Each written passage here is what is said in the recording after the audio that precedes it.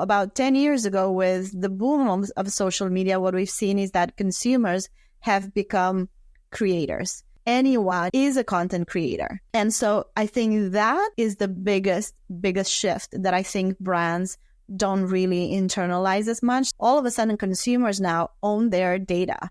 Actually, consumers know better. They not only get paid, they not only get free product from you as a brand, but they also are going to be able very soon to sell you that data directly. I think brands will have to shift as well in not just consuming data, but becoming data creators.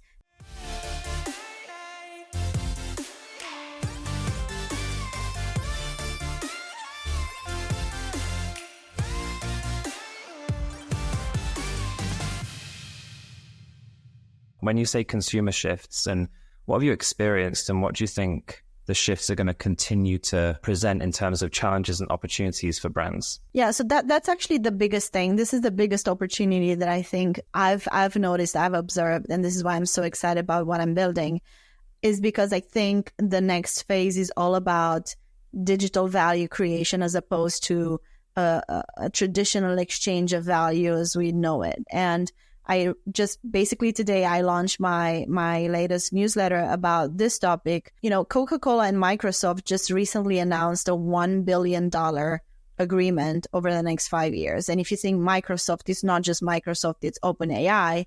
And so you can imagine how that transformation is going to look like, powered by AI in a big corporation as Coca-Cola. Now, nobody seems to have noticed this, and I haven't seen anyone really from the marketing sphere, talk about it. It seemed more to be as a tech news, but I interpret it as a big shift in mindset for brands like Coca-Cola, and I think bigger, other big brands are going to, follow suit because, here's the deal. The way you can understand that agreement between Coca-Cola and Microsoft is like this. In the past, brands and consumers who used to interact in a very traditional way. So if I'm a brand and I'm creating a product, it used to be that I would buy consumer insights to understand what you as a consumer are into. And then I would develop a product for you based on those needs that I find through data. And then I would create that product. I would sell it to you. You would buy it from me. And then I would, create again another product. And then the cycle would continue. Now, about 10 years ago, with the boom of social media, what we've seen is that consumers have become creators. And at the beginning, it was just a handful of people that were influencers, and it wasn't so accessible for everyone to create content. The platforms were not so developed. Smartphones were not so developed. However, fast forward to today, you, me, your neighbor, your cat, your dog, your baby, anyone, you're the CEO of a Fortune 500 company is a content creator. And so I think that is the biggest shift that I think brands don't really internalize as much. So they still think about influencers and them as, product creators. But I look at it as in there's a huge value exchange shift in, with regards to that, because all of a sudden consumers now own their data. Actually, consumers know better their followers than brands do. And so they own the data, that data.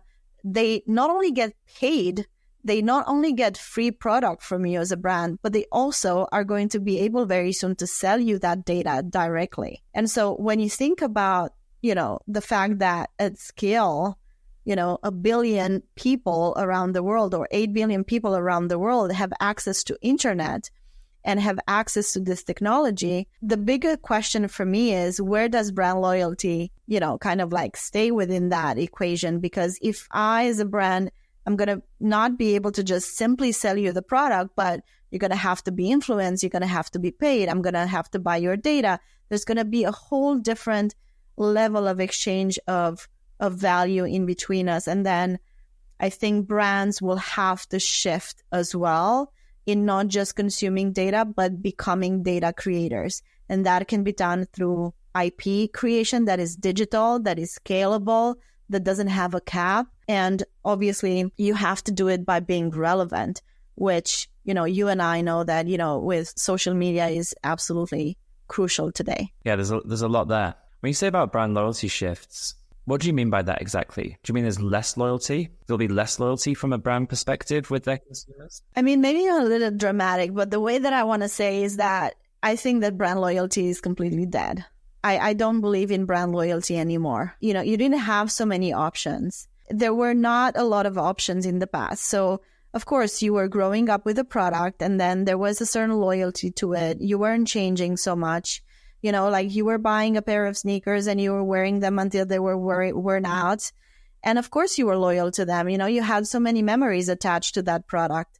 But now with consumerism, with so many options of product and brands out there, with, TikTok made me buy this and that and the other, well, it's just not possible to retain that level of loyalty just because we want so many things. We change things so quickly.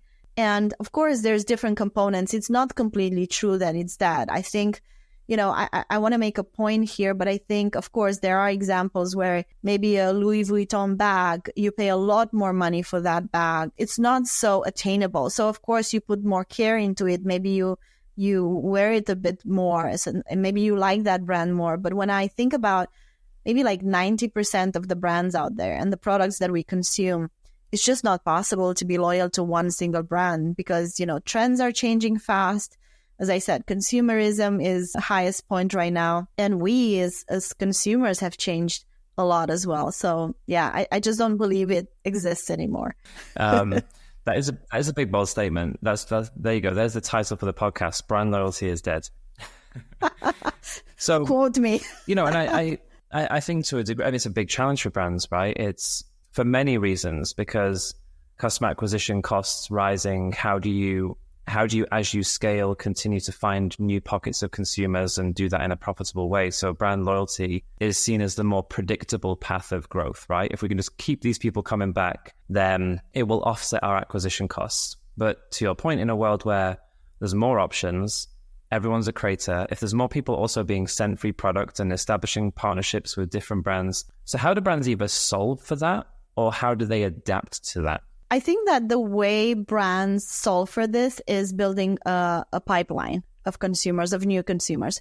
I'm not really sure how much you can have consumers come back over and over and over. I think this is where I think this part of brand loyalty, I don't really believe in it anymore, just because I think consumers have too many options.